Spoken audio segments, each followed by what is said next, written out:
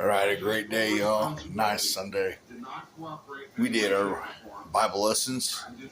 We went to the Iron Church to do our Bible lessons, and then after our heart was lifted, we blasted some iron.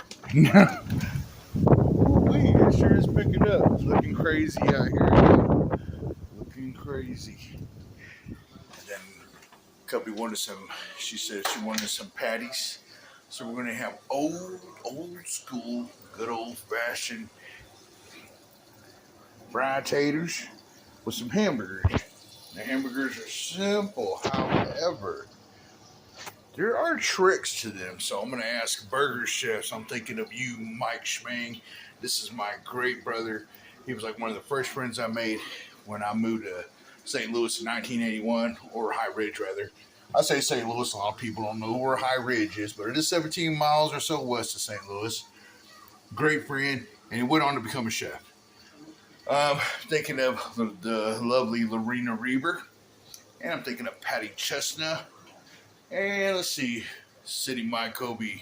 You guys been cooking hamburger. Now, of course, I know how to break it up and make all kinds of stuff, but making the patty itself, sometimes, man, it ain't cooked right. It ain't cooked all the way.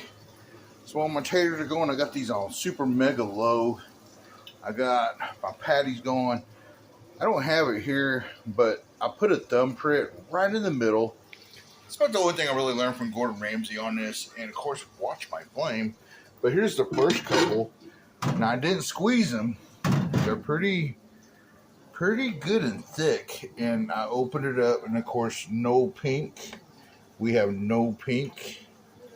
Looking good right there. Get it better in the light here. There's no pink at all in there. And that's what we want. But my question is it better to smash them, or is it better to let them cook as is? So let's check these ones out here. Gonna be a lot of grease coming. I think the next thing I'm gonna invest in will be one of those grease screens. I've seen it at Ross's too. So I've smashed them, and a lot of the YouTube chefs that I see, they're like, oh no, don't do that. You're letting out all the juicy goodiness. So, even though they're like this, I'm letting them cook as is. I turned my flame down on this one just a bit because these were kind of bigger. They sure did shrink. They were about like that. They were a little bit more wide. You know, I don't want to. That's what I was doing before. Is this wise? I mean, smoke will go on, and my smoke alarm, when it goes off, it goes off. I have to open the doors, and it's hot. I don't want none of that going on. How do you do your hamburgers, basically? That's what I'm asking. I think the thumbprint works real good in the middle. And these are coming out good, nice and fat and juicy. And I use my usual go-to garlic, onion, garlic powder, always the two-step. Put that on the crack-a-doo. Salt and pepper, always salt and pepper. And just let it simmer, let it do its thing. And then with that bacon grease that I had left over, I thought, I was going to throw it in here. But I started off with good old Bertolli. I lined the skillet and one whole stick of butter. I always use one whole stick of butter when I do taters because it just comes out perfectly bomb. Now, they said, I guess I need to experiment more because they're a little mashy. But I guess the real good tater chefs, theirs ain't mashy, they're crisp and all that. But I'm not really a tater master, but I'm starting to cook more. And so there it is. They're a little mashy. Let's see how it tastes.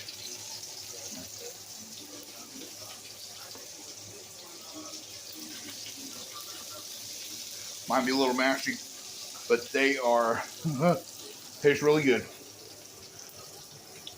And got them on low so they don't burn. Now, I have heard that burgers are one flip. How do y'all feel about that? Are burgers one flip? Because I really don't think so. I don't think burgers are one flip. I've heard that. I think maybe that's what Gordon Ramsay said. But what Gordon Ramsay said, it's not always gold here. What's funny is I've been doing all these YouTube things. I'll watch YouTube and I'll be like, I'm gonna try that. And then I take them to my mother-in-law. My mother-in-law, she's old school Kawa grandma. And she's like, oh, just, she just kills the recipes with basic stuff. And her food is always bomb, no matter what she makes. Rye bread, cowboy bread, it's always bomb. And she about the only one, said in my Kobe, that I know will give you a contest on your inner taco and your meat pie. She's more of an inner taco person than meat pie. She don't like the hassle of the meat pie. But there it is. Just a little question. How do you do your burgers? How do you do your potatoes? There you go.